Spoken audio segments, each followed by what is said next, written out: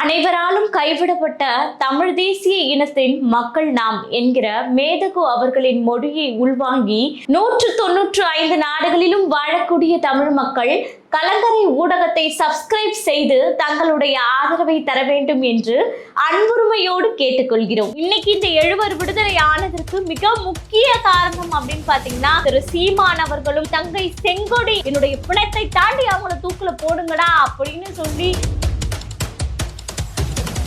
என் பிள்ளை அப்படின்னு இன்னைக்கும் அவங்க அன்புரிமையோடு எங்க சீமானவர்களை பார்த்தாலும் கட்டி அணைத்து முத்தம் கொடுத்து அந்த அன்பை வெளிப்படுத்துகிறார்கள். அப்படின்னா கலங்கரை சொந்தங்களுக்கு அன்பு வணக்கம். நாம பார்த்தோம் அப்படின்னா, நாம் தமிழர் கட்சியினுடைய ஆட்சி வரையறையில சொல்லப்பட்ட 49 விடயங்களை பத்தி தினமும் ஒரு தலைப்பாக நம்ம பார்த்து வருறோம். அதுல இன்னைக்கு பார்க்க போற தலைப்பு அப்படின்றது மிகவும் முக்கியமான தலைப்பு.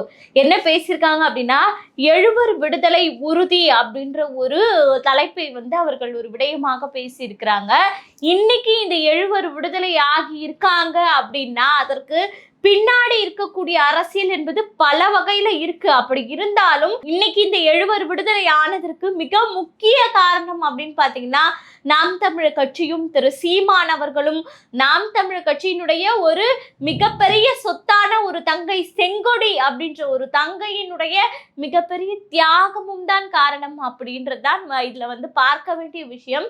ஏன் அப்படின்னா, அதாவது இன்னைக்கு அவர்கள் விடுதலை ஆனாலும் இன்னைக்கு நாங்க விடுதலையாகி இந்த அளவுக்கு இருப்பதற்கு காரணம் நாம் தமிழர் கட்சி தான், சீமானவர்கள் தான் அப்படின்னு சொல்லி அவர்களால் வாய் திறந்து பேசக்கூட முடியல. அதாவது இரும்பு கம்பிகளை உடைத்து அவர்கள் விடுதலை ஆகி இருக்கிறார்கள். ஆனால் இன்னும் இந்த சமூகத்தினுடைய சிறையில் அவர்கள் சிறைப்பட்டு ஒடுங்கி வெளியில தலை காட்ட முடியாம தங்களுடைய வாழ்க்கையே ஏதோ உயிர் இருக்கும் வரை வாழ்ந்தாக வேண்டும் என்ற நிலைமையில தான் இன்னைக்கு அவர்கள் வாழ்ந்திருக்காங்க அப்படின்னே நம்ம சொல்லணும். அதுல சாந்தன் அப்படின்றவர் பாத்தீங்கன்னா இறந்துட்டாரு.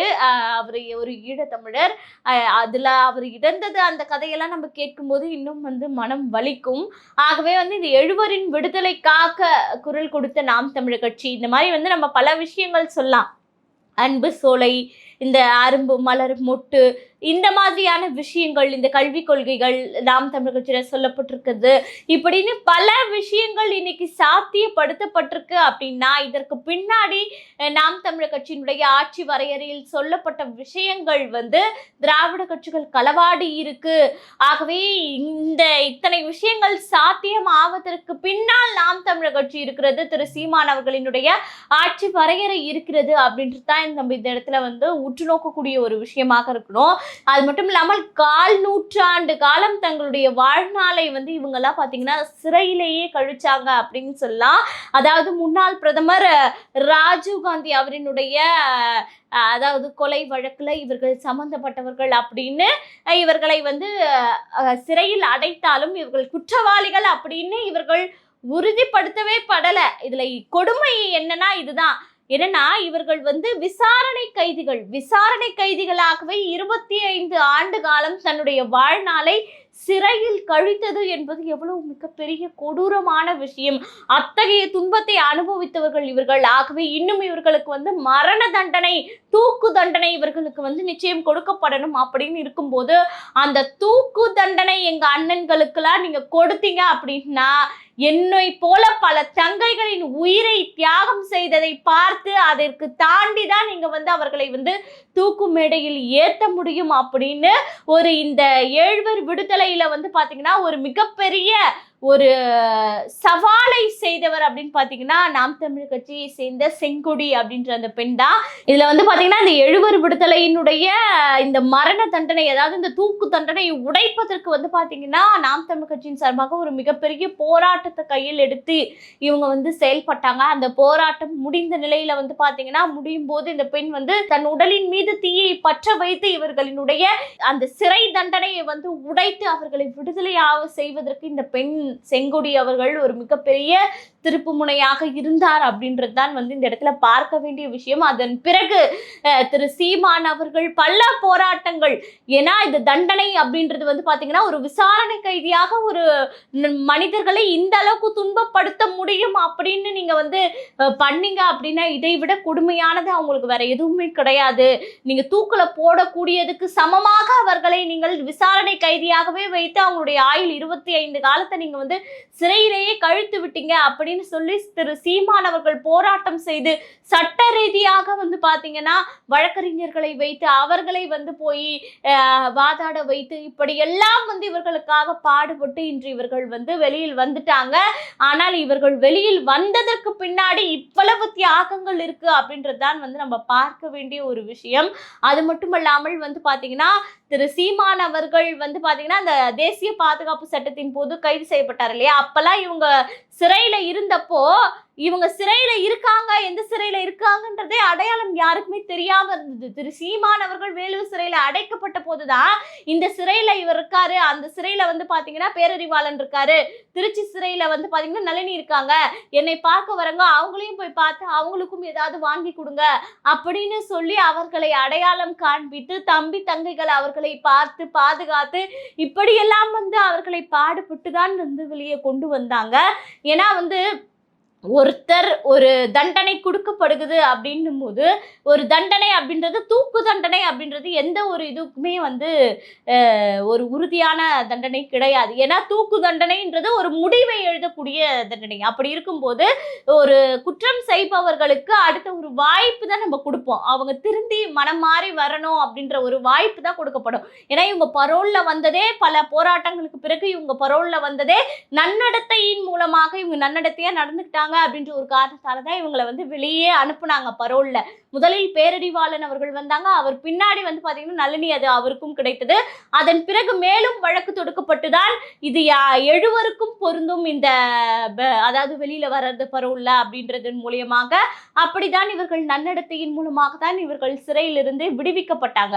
அப்படி இருக்கும்போது விசாரணை கைதியாகவே 25 ஆண்டு காலம் தன்னுடைய வாழ்நாளை சிறையில் இவர்கள் கழித்தார்கள் அப்படின்றதுல இன்னொரு கொடுமையான ஒரு விஷயம் என்னன்னா, சாந்தன் அப்படின்றவர் பாத்தீங்கன்னா இலங்கையை சேர்ந்தவர். அவர் வந்து பாத்தீங்கன்னா உடல் நலம் ரொம்ப முடியாம இருந்தார். முடியாம இருக்கும்போது தன்னுடைய தாயை போய் பார்க்கணும் அப்படின்னு சொல்லிட்டு இலங்கைக்கு நான் போகணும் அப்படின்னு கேட்டப்ப கூட இவரை அங்க அனுப்பல. அந்த லாஸ்ட் நிமிடத்துல கூட பல போராட்டங்கள், பல வாக்குவாதங்கள், பல கேஸ்கள் அப்படின்னு போடப்பட்டு இவர் அங்க போனா அங்க இருக்கக்கூடிய அரசாங்கத்துக்கு பாதிக்கப்படுமா, அங்க என்னென்ன பிரச்சனைகள் வரும், அவங்க தாயாருக்கு என்ன பிரச்சனை வரும், அப்படி இப்படின்னு பெரிய ஒரு சட்ட போராட்டத்தை எதிர்கொண்டு இன்னைக்கு காலையில இவர் இலங்கைக்கு போகலாம் அப்படின்னு ஒரு அறிவிப்பு வருகிறது. மதியம் இவருடைய உயிரே இங்க போயிடுச்சு. அவங்களுடைய தாயாரினுடைய போய் பார்க்கும்போது இங்க அவரை பிணமாக தான் இலங்கைக்கு அனுப்பி வைத்தார்கள். அப்போ இது எவ்வளவு ரீதியான ஒரு சட்ட கொலை அப்படின்றத நீங்க பாருங்க. அதே போல இன்னைக்கும் திரு சீமான் அவர்கள் எங்க மேடை போட்டு பேசினாலும் சரி, பேரறிவாளன் அவர்களுடைய தாயார் அற்புதம்மாள் வந்து பாத்தீங்கன்னா எங்க பேசினாலும் அங்க வந்து சீமானினுடைய பேச்சை பார்ப்பதற்காக ஓடி வருவாங்க. ஏன்னா என் பிள்ளை அப்படின்னு இன்னைக்கும் அவங்க அன்புரிமையோடு எங்க சீமான் அவர்களை பார்த்தாலும் கட்டி அணைத்து முத்தம் கொடுத்து அந்த அன்பை வெளிப்படுத்துகிறார்கள். அப்படின்னா அதற்கு பின்னாடி வந்து பாத்தீங்கன்னா நாம் தமிழர் கட்சியும் திரு சீமான் அவர்களும் இவர்களினுடைய விடுதலைக்கு பின்னால் நின்றவர்கள் அப்படின்றது எத்தனை பேருக்கு தெரியும் அப்படின்றது தெரியல. ஏன்னா இன்னைக்கு அவங்க வெளியே வந்தாலும் அதை வெளிப்படையாக பேச முடியவில்லை. பல அரசியல் சார்ந்த நசுகல்கள் இவங்களுக்கு இருக்கு. ஆகவே வந்து இவங்க சிறை என்னும் அந்த இரும்பு கதவை உடைத்து வெளியே வந்தாலும் இவங்க ஒரு நடைப்பிணமாக தான் வாழ்ந்துட்டு இருக்காங்க. எங்க போனாலும் தன்னுடைய முகத்தை வெளியில காட்ட முடியல. ஏன்னா இவ்வளவு ஒரு பெரிய ஒரு குற்றச்சாட்டு இவர்களின் மீது வந்து போடப்பட்டது. ஆனா அது நிரூபிக்கப்படாமலே இவர்கள் வாழ்நாள் முழுவதும் ஒரு கைதியாக வாழக்கூடிய நிலைமையில தான் இன்னைக்கு இவர்கள் இருக்கிறாங்க. அப்படி சப்போஸ் இவங்க வெளியே வந்து எங்களுடைய விடுதலைக்கு காரணம் திரு சீமான் அவர்கள் தான், நாம் தமிழர் கட்சி தான் அப்படின்னு அவங்க உடைத்து பேசினால் அவர்களால் இன்னைக்கு வந்து நடைப்பிணமாகவாது வாழ முடியுமா அப்படின்ற ஒரு கேள்வி இருக்குல்ல. இதையெல்லாம் கருத்தில் கொண்டுதான் அவர்கள் இருக்கிறார்கள். ஆங்காங்கு எங்கேயோ இருந்து கொண்டிருக்கிறார்கள். ஆனா இன்னைக்கு இவர்களின் எழுவரின் விடுதலை சாத்தியமானது என்றால் நிச்சயமாக அதற்கு மிகப்பெரிய ஒரு திருப்பு முனையாக இருந்தது திரு சீமான் அவர்களும் அவர்களுடைய தம்பி தங்கைகளும் தான் அப்படின்றது ஒரு முக்கியமான விஷயம். இன்னைக்கும் திரு சீமான் அவர்கள் சொல்றாங்க, எத்தனை பேர் வந்து போய் செங்கொடியினுடைய இறப்பு நாள் அன்று போய் அவங்களுக்கு நீங்க மலர் தூவி மரியாதை செலுத்துவீங்க? யாருமே அதெல்லாம் இன்னைக்கு செய்யறது கிடையாது. அந்த பெண்ணுக்கும் அந்த எழுவருக்கும் என்ன சம்பந்தம் இருக்கு? எந்த ஒரு சம்பந்தமும் கிடையாது. அப்பாவி மனிதர்களை விசாரணை கைதிகளாகவே நீங்க வந்து தூக்கில் போட முடியும்ன்ற ஒரு சட்டம் நாட்டுல கொடூரமான சட்டம் இருந்ததுன்னா அதை விட கொடுமையானது ஒண்ணுமே கிடையாது. என்னுடைய பிணத்தை தாண்டி அவங்கள தூக்குல போடுங்கடா அப்படின்னு சொல்லி பேசுனது அப்படின்றதெல்லாம் வந்து பாத்தீங்கன்னா ஒரு மிகவும் ஒரு துணிச்சலான பெண். அதாவது வேலு நாச்சியாருக்கு இணையாக அந்த பெண் வந்து அன்னைக்கு களத்துல போராடி தன்னுடைய உயிரை நீத்தாள். ஆகவே எத்தனை பேர் இன்னைக்கு வந்து அந்த செங்கொடியை நினைத்து மலர் தூவி மரியாதை செலுத்துகிறார்கள் அப்படின்ற கேள்வியை இன்றும் சீமான் அவர்கள் கேட்டுக்கொண்டிருக்காரு. ஏன் இன்னைக்கு அதிமுக இருக்கக்கூடிய கல்யாண சுந்தரம் அவர்கள் வந்து பாத்தீங்கன்னா செய்தி தொடர்பாளரா இருக்காரு இல்லையா? இந்த போராட்டம் நடத்தும் போது, அதாவது நாம் தமிழர் கட்சி போராட்டம் இந்த 70 விடுதலைக்காக நடத்தும் போது உடனிருந்தவர். அப்போ அவர் நாம் தமிழர் கட்சியில தான் பயணித்தவர்.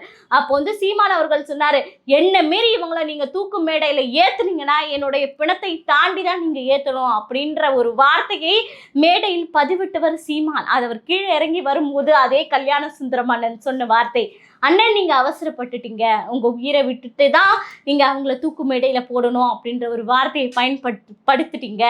ஏன்னா அவங்களுடைய அந்த தூக்கு தண்டனை என்பது உறுதியாகிடும் இன்னும் கொஞ்ச நாள்ல அப்படின்னு சொல்லி அவர் பேசினப்ப, அப்படியே ஆனாலும் ஆகட்டுமா, என்னுடைய உயிர் போனா போகட்டும், என்னுடைய உயிர் போனாலும் பரவாயில்ல, நான் அந்த 7 காப்பாற்றாமல் விட மாட்டேன் அப்படின்னு அன்னைக்கு சீமான் அவர்கள் சொன்ன அந்த வார்த்தை வந்து எனக்கு இன்னுமே வந்து மனதில் நின்று கொண்டுதான் இருக்கு அப்படின்னு திரு கல்யாண சுந்தரம் அவர்கள் ஒரு நேர்காணல பதிவு செஞ்சிருந்தார். இப்படி வந்து பல போராட்டங்கள், பல செங்கொடி போன்ற வீரம் மங்கையின் உயிர் தியாகம், இதையெல்லாம் வந்து இந்த 7 செய்யப்பட்டதன் காரணத்தால தான் இன்னைக்கு அவர்கள் விடுதலையாகி வெளியே வந்திருக்கிறாங்க.